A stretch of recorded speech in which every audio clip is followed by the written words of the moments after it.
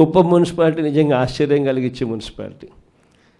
చంద్రబాబు నాయుడు గారు ముఖ్యమంత్రి కాకమునుపు ఇక్కడ ప్రజాస్వామ్యబద్ధంగా ఎన్నికలు జరిగితే ప్రజలు ఓట్లు వేస్తే ఈ కుప్పం మున్సిపాలిటీలో 25 వార్డులకు గాను వైఎస్ఆర్సీపీ 19 గెలిచింది.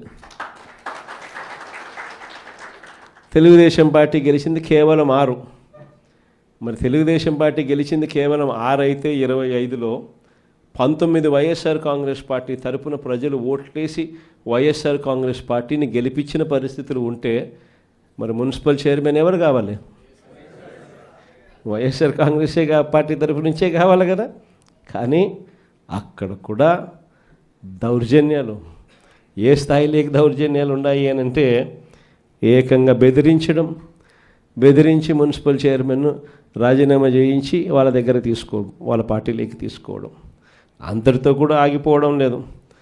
చంద్రబాబు నాయుడు స్వయంగా ఇది కుప్పము నా మున్సిపాలిటీ,